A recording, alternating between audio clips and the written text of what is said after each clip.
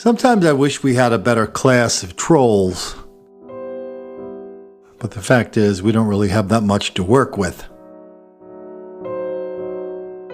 I think the one quality of the trolls I admire the least, but is so easy to poke fun at, is their complete lack of self-awareness. Something I found in myself once. I was driving a motorcycle with a lovely young lady on the back. It was late at night. A cop stopped us. That wasn't on my agenda, getting stopped and taken to the police station for speeding at 1 a.m.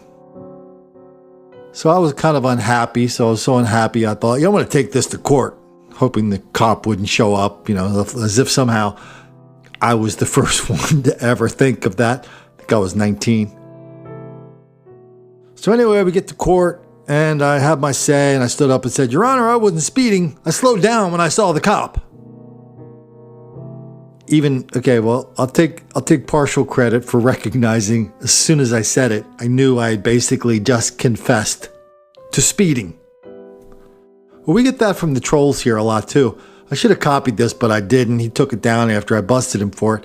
We had a troll that was up this week on Twitter saying, Colin, it's not happening. And then Colin, what do you expect to happen after you cage a wild beast for 400 years? Wouldn't you expect them to come out and be violent? So, you just kind of admitted to what you said wasn't happening. So whenever we see a troll like that, or anybody who's in denial about this, they always like to bring out some really obscure number, hold it in front of us and go, Colin, a number. See, everything you know is wrong. No, the numbers aren't going to shut us down. What's going to shut us down is the truth. And the quickest and easiest way to shut us down if we are not telling the truth is just show me where it's not out of proportion, wildly out of proportion. Show me white people doing it too in these two cases of black on senior and black on violence. We'll post the playlist here because we have so many examples. I thank the Lord every night that an angel would have been there that night. Kay Ross, a grandmother who just celebrated her 80th birthday, says every day she looks back on what happened to her in May. I don't know why anybody would want to hurt me. This is how she looked after prosecutors say 16-year-old Michael Williams, along with 3 other teens, broke into her Del City home, beat her, and stole her car. Now Williams, the eldest teen, will be tried as an adult for the 9 felony charges he's facing. Why did you have to beat me up? According to court documents, he planned the attack, even bragging online, I ain't going to lie, I think we killed her. Did they not see in their minds that this was the wrong thing to do? Ross says she is satisfied that Williams will be in the adult court system, but adds her sympathy. A little bit of sadness for this young man because the road ahead of him is going to be bad. They came to me and started complaining. Venus Beauty Supply workers say the Wednesday night confrontation began after customer Melissa Roper and her daughter didn't like the price of a weave and the lack of customer service they apparently wanted.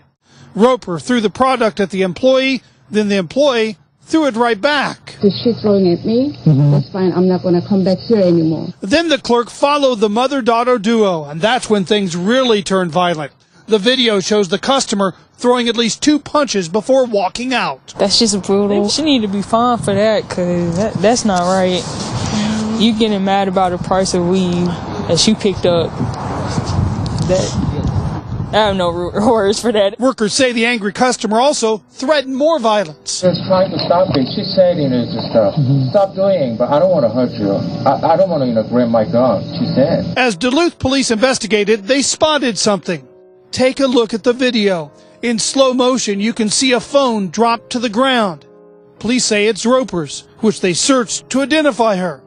They've now charged her with battery, but so far not found her. Won't be too hard. It's just a matter of time for her to get stopped. Okay, so this is for all the trolls out there. Get on your little listservs, get on your little emails, get on your little secret Facebook group pages. Rustle up all the white kids bragging about almost killing an old lady. And be forewarned, I don't know why I should forewarn you or why you deserve a forewarning, but be forewarned. Our Black on Senior violence list is enormously long. Ditto for Black on Asian. It's funny how when you go to these universities and they're always studying this, like the big thing now is the intersectionality of racism and sexism and gender studies, Colin. Why don't you understand that, Colin?